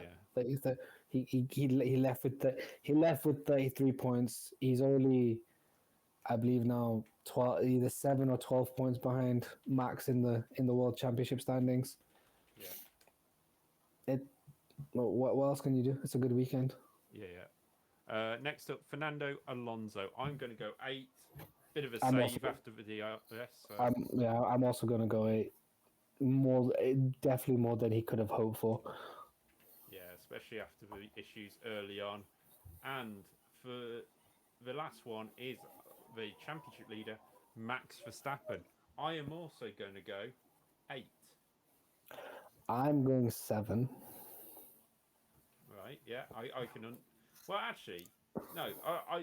I'm actually going to agree with you, and I'll tell you why. Because obviously people will say, "Oh, you changed your score." I'm changing that score because I've given him 2 8s in the last 2 Grand Prix, and he's gone on to win Grand Prix in that stage. So it would be wrong of me to give him an 8 when he's not even looked like winning it, really. I just think it was a scruffy. I just think it was a scruffy weekend for Max. He came in with the wrong mindset of, I hate sprint races, blah blah blah. Yeah.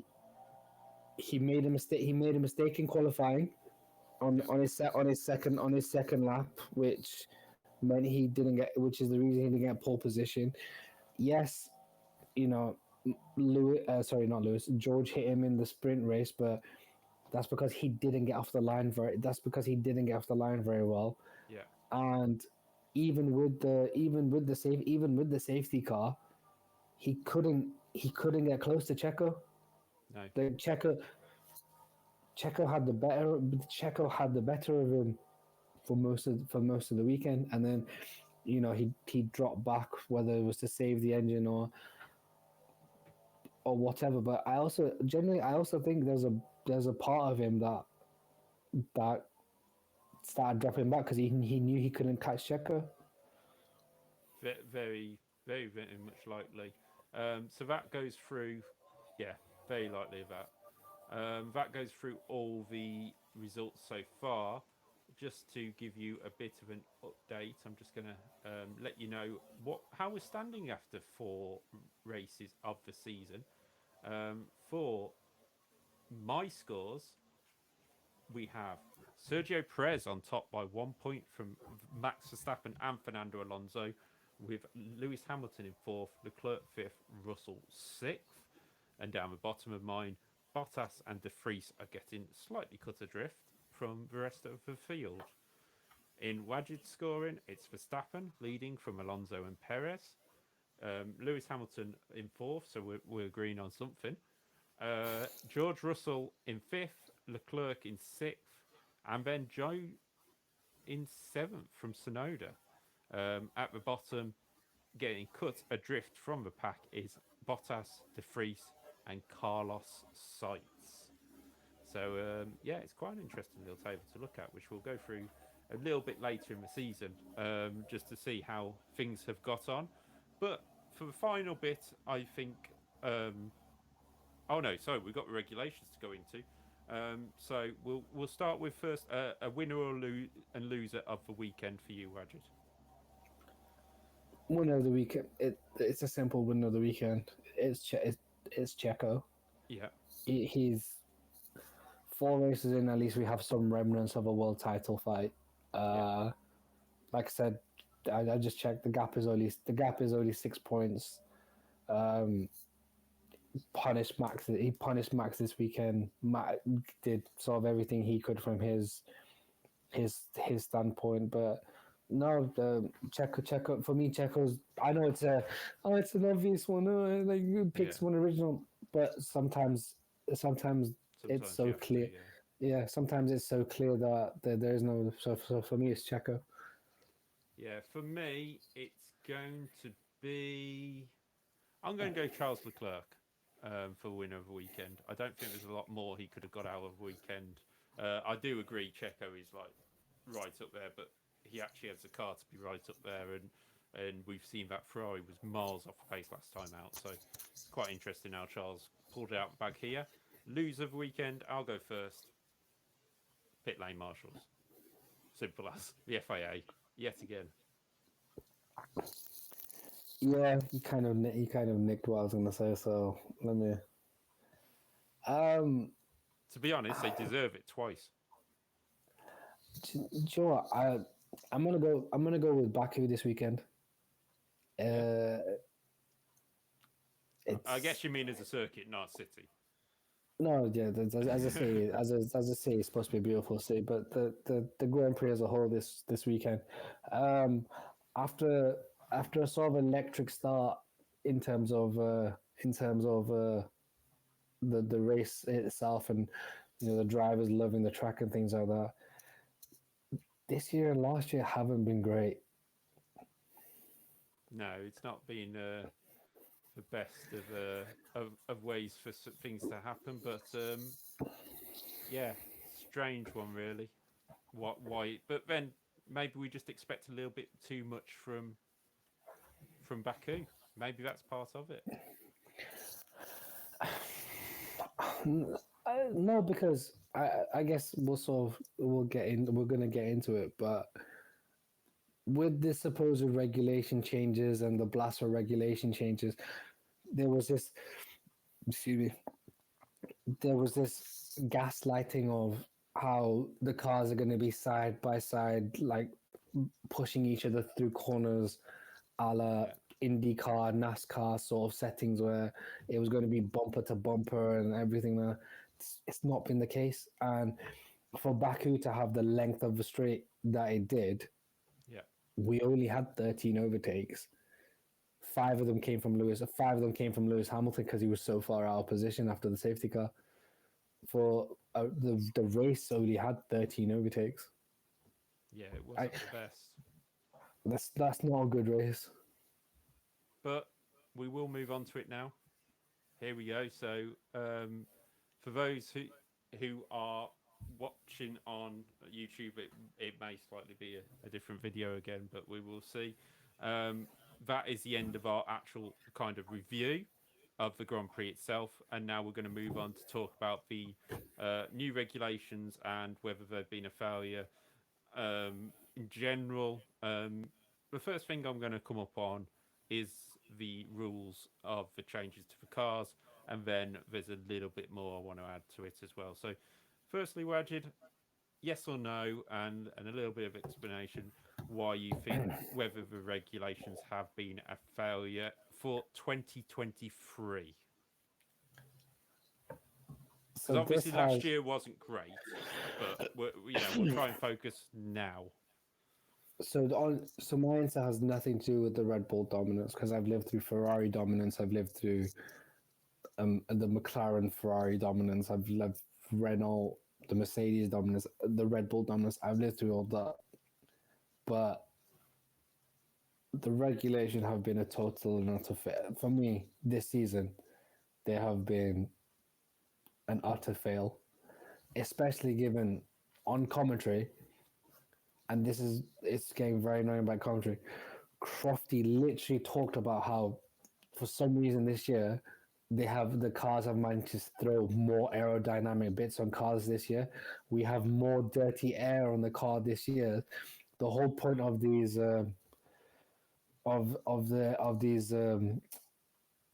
what's the term for these cars?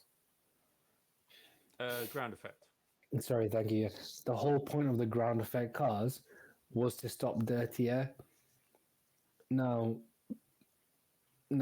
with a cost cap, with new aero bits being stuck on the cars, and the cars can't drive closer, can't drive within the wake of the car again because of the dirty air coming off the car. We've literally gone backwards in the regular. We've literally gone back to Yeah. to the Mercedes era, but at least within the Mercedes era of dominance, the teams could throw as much money as possible at the cars to bring up to try and close the gap. Now teams can't do that. Oh, it wasn't fair for the smaller teams. Everyone knows F1 is expensive. Yeah. F1's never been a cheap sport. Even to get into the sport, it's not cheap. It's always been like it's on the same par as like race horses and golf and tennis. They're fairly elite sports. Like you have to have a certain level of financial backing. And but we want to get more manufacturers in, but you don't, because you're complaining that Andretti and Cadillac are coming into the sport and not paying enough. Yeah. So, but look, is bringing Red Bull and Porsche. Well, no, because Porsche don't have it. Audi and Volkswagen, but Porsche can't get into the team. So that argument is completely mute and void, because the new teams are even coming in. For me, I joked about it on the last stream. This whole thing about what they use in F1 cars is what they bring into normal cars. I have not seen a DRS system on a car. No. It might be on a hypercar like a Koenigsegg or a Pagani or a Bugatti. Yeah, that's the brilliant. The M6 would be far more interesting. Oh, yeah, of course it would. But there's no DRS system on my family cars outside. There's no an efficient Kurz energy system on any of my cars at home, because my cars still rely on petrol. Yeah. I don't have, like, my cars aren't driving in completely renewable energy based on a Kurz braking system and stuff like that. I don't care about the technology from F1 being brought into a road car, because by the time it's brought into a road car, it's probably 5-6 years too new anyway. Yeah. The only thing I care about in a car is the comfortability of driving a car. I don't need a car system in my car. What I want my car to do is get me from A to B in the most efficient way possible, and 2, in the most comfort possible. When I purchase a car, when I purchase a family car, I'm not here looking at how the brake system affects the fuel management or things like that. I'm looking at the fuel efficiency.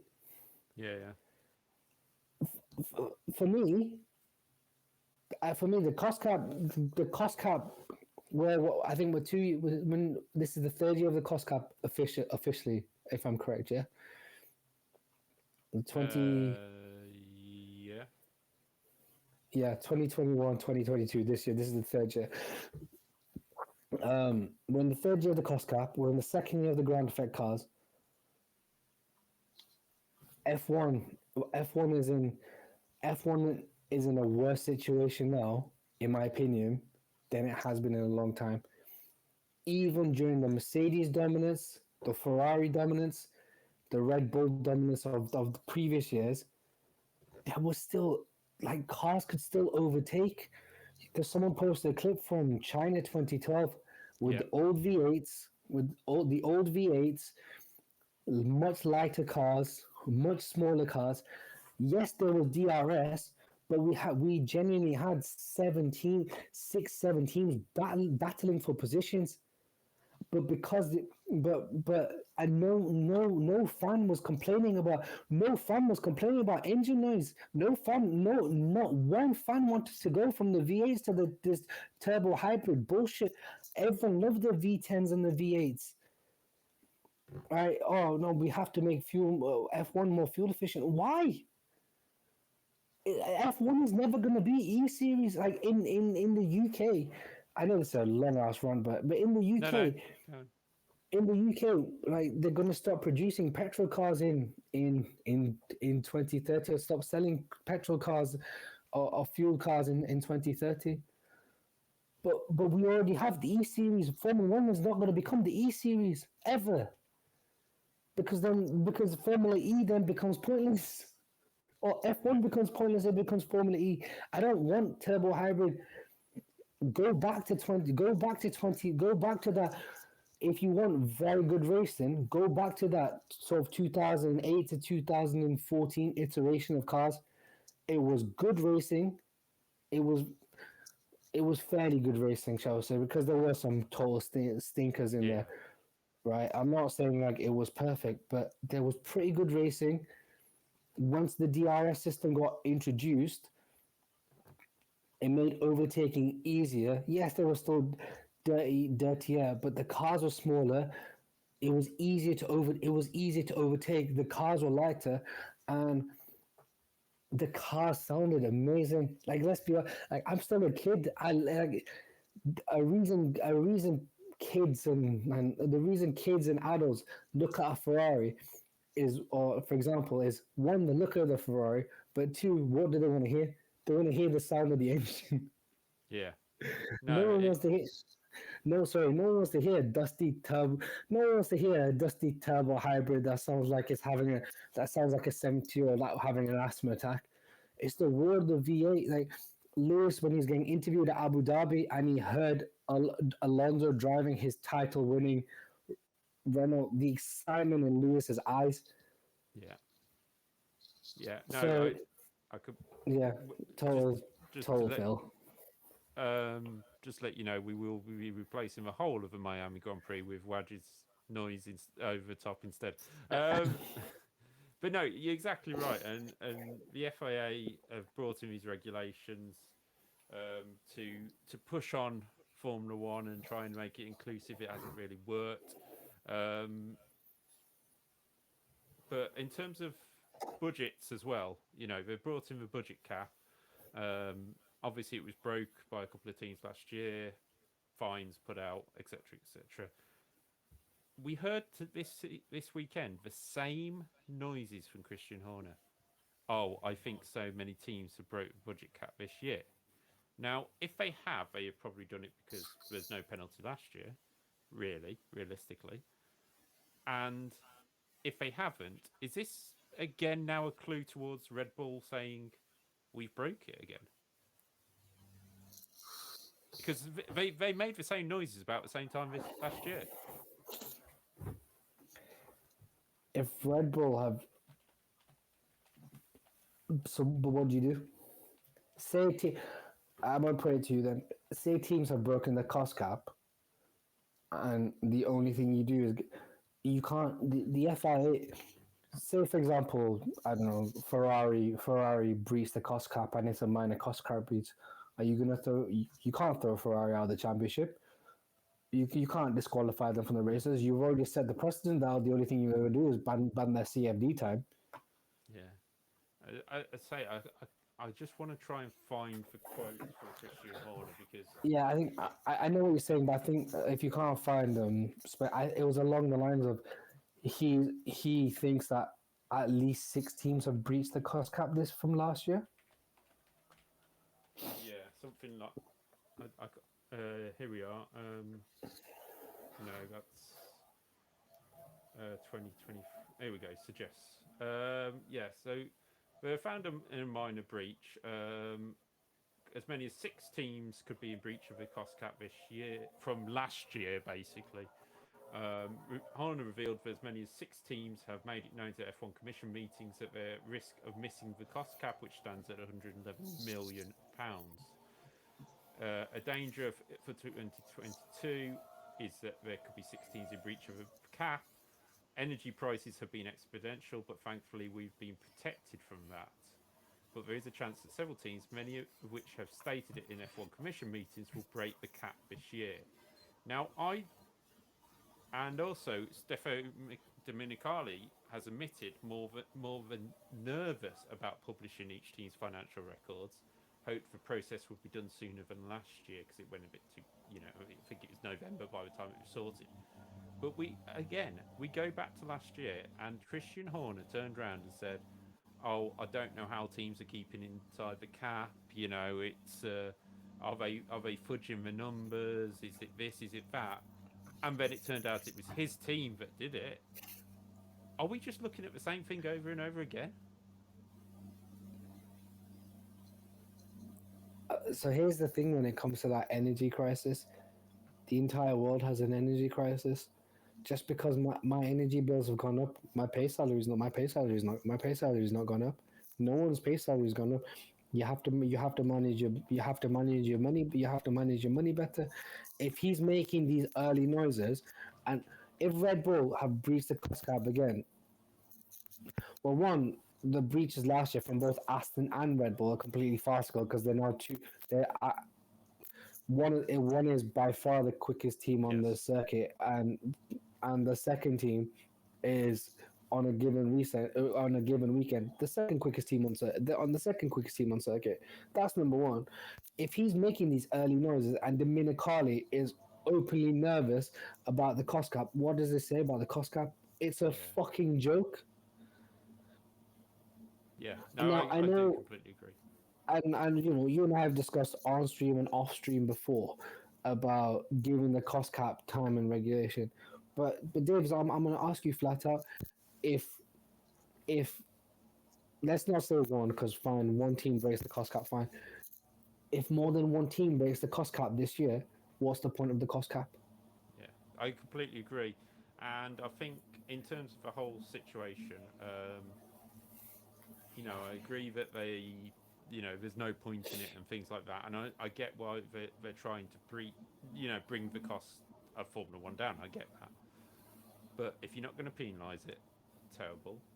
And also, we've seen record numbers of people getting involved into the sport on the paddock side, while over probably since 99, maybe around then, we started to feed out tobacco sponsorship. We started to feed out drink sponsorship as best I can. We've started to, the teams are getting less and less opportunities to find sponsors. But now the Formula One are picking up more and more money on the circuit side of things.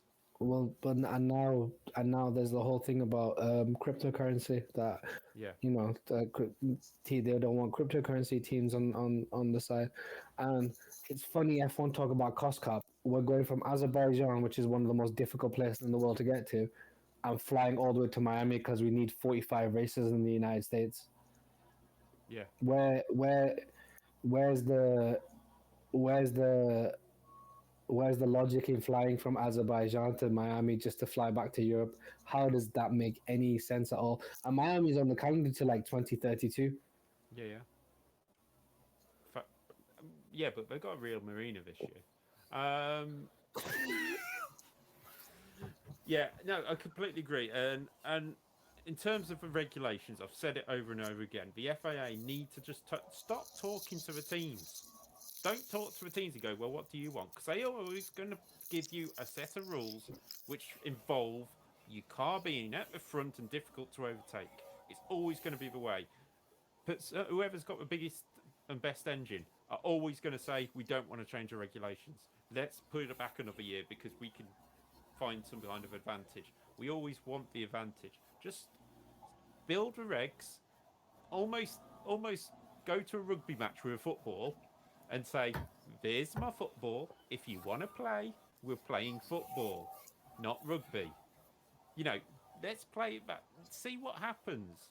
We may get some more independent teams coming back, which would be great to see. I know we like manufacturers being in because of the money and the shine to it, but we do miss, the Minardis, the Jordans, Williams, kind of still there, obviously. Arrows, Caterham. I miss 40. Tyrrell. And Simtech. Tyrrell, Tyrrell was an iconic name on the grid. I get why we can't have teams like Life turn up. I mean, Life just built a car. I think it was probably an F4 car, stuck it on an F1 grid, and hoped it would work. They really didn't do very well. But I want, maybe we need to see them teams who could just pop up. And I don't want to increase budgets for the teams. So I don't want things like third cars and that, because then you start getting messy with team orders and stuff. But let's see somebody go and buy last year's chassis off, I don't know, Mercedes, and probably a bad suggestion after last year, but off Mercedes and go, right, I'm going to use this for 1 year as a customer team, and then we're going to move on and build our own, just to get them into the sport, get the money rolling. But then maybe just state that, there's only certain rules you can do, and it can get messy that way. Or we just go, right, your new team, Andretti, your new team, FIA want you there, get on with it. Stuff the other teams. If they don't want to be there, go. You are trying to make the most expensive and lucrative sport in the world cost effective. Oh, again, Yeah. they don't go together. I watch F1 because I enjoy F1. I don't watch F1 because like, oh, Volkswagen on the grid, oh, Mercedes on the grid. I don't give a shit. I don't give a shit I don't give a shit on the grid. I give a shit about the quickest cars, the best drivers, having close racing, and it's nothing to do with Baku or anything like that. Yes, this conversation is coming off the back of Baku, but we're now 4 races into a new season. We're a year and a bit into new regulations that. And Ross Brawn pumping his chest out, saying, "Look how amazing I am."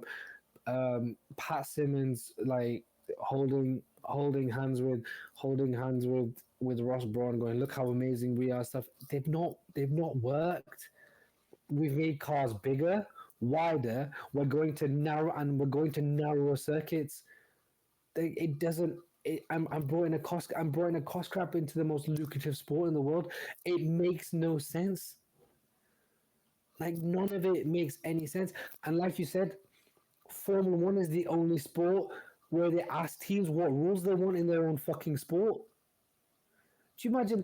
Do you imagine the Premier League? Do you imagine the Premier League going to Newcastle, like the current Premier League top 4, Arsenal, Man City, Manchester United, Newcastle?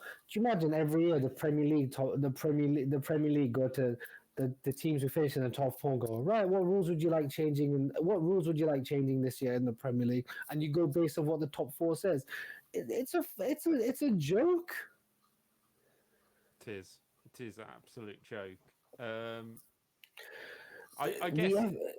Sorry, the FIA. No, it's the only thing I'm gonna say is Mohammed bin Salman and his team have been so bothered about Lewis Hamilton's fucking nose ring, drivers not taking the knee when the anthem's going on, that the rest of the sport is a complete shit show. And it is a shit show.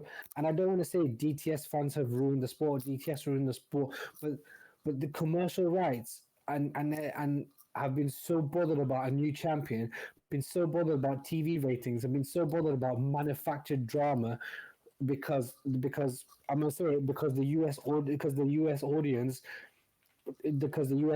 can't hold their fucking attention for longer than 12 seconds, which is why the sports have 45 timeouts in every single one of the fucking sports. It's led to the current state of F1. I'm not an elitist saying it's a European sport, blah blah. Nothing to do with that. But the FIA, because I believe the new collective bargaining agreement with Formula One is coming up very soon. Yes. The FIA need to go, you guys don't get a say. If you don't like it, piss off. Because even if there's threat of a breakaway race series, it won't be FIA sanctioned. No. Anyway, and let's be honest. Like, people brought in Formula E to be a viable second option. No one really watches Formula E compared to Formula One.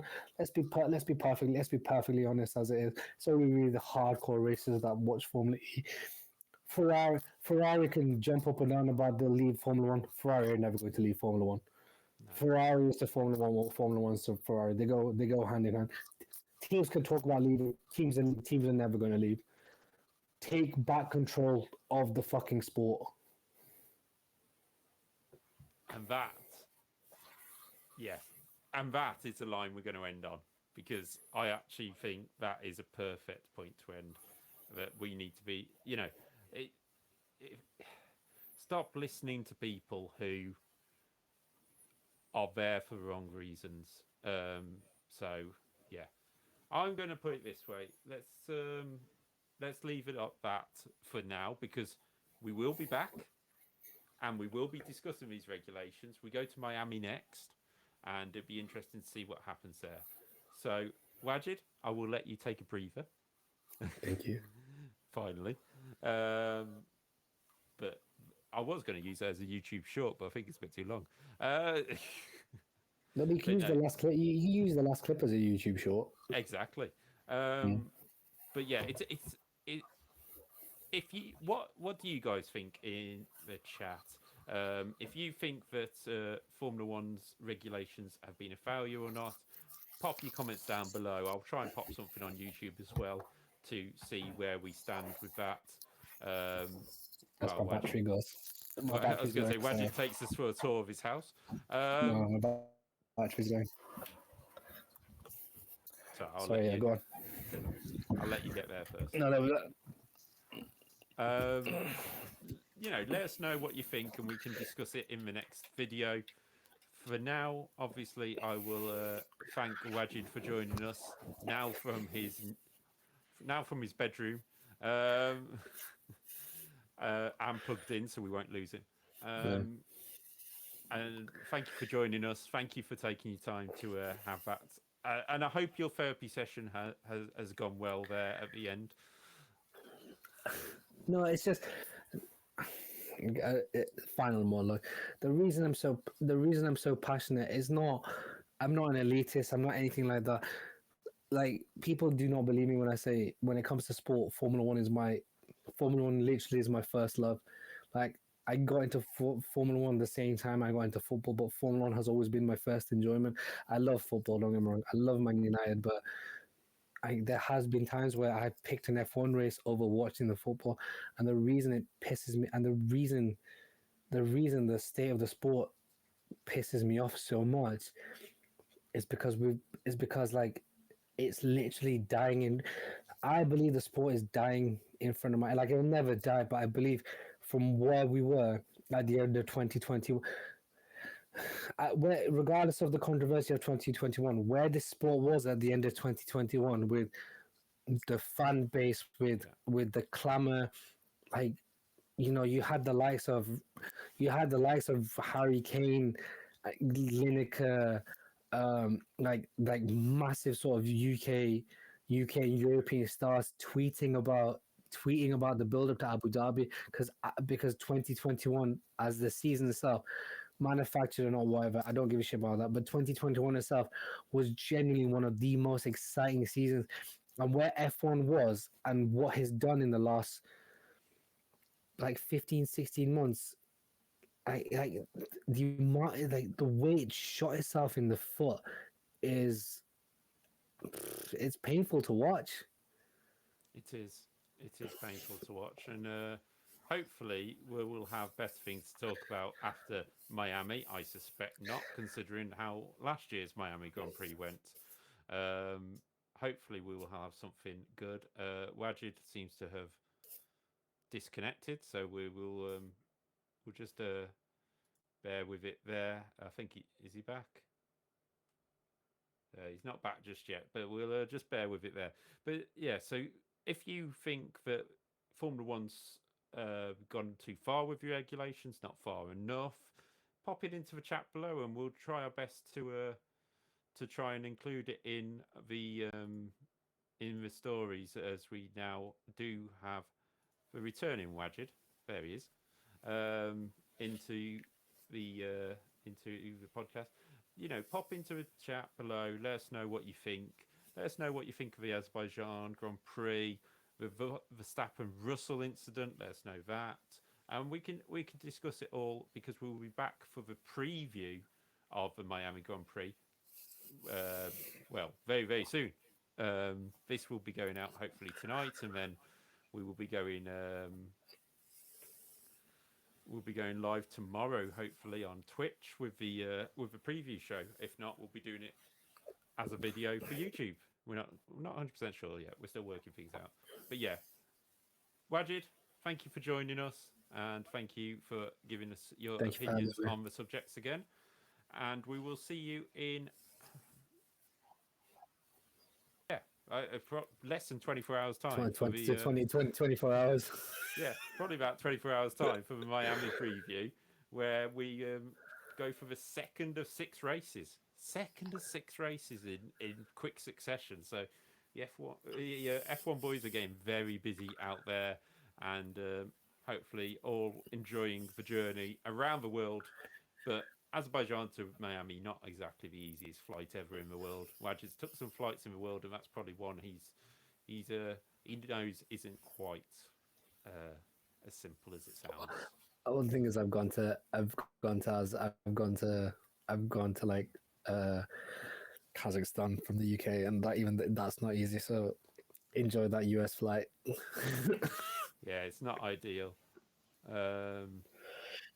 Yeah, I don't know what they thought about that one.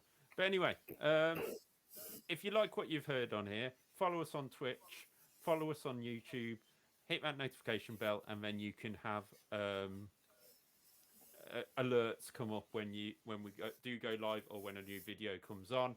Wajid, yet again, thank you for joining us, and hopefully you'll have some strong views on Miami, hopefully, for the next podcast.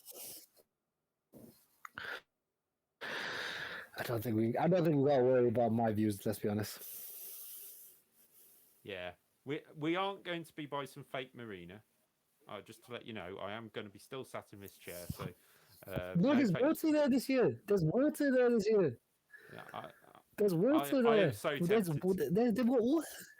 So tempted to get a backdrop for it, but we'll see. Just have it like here. Anyway, we will see you very, very shortly. But for now, without the backdrop, just with this sunny sky outside, and Wajid saying goodbye, it is goodbye, and see you for the Miami Grand Prix preview.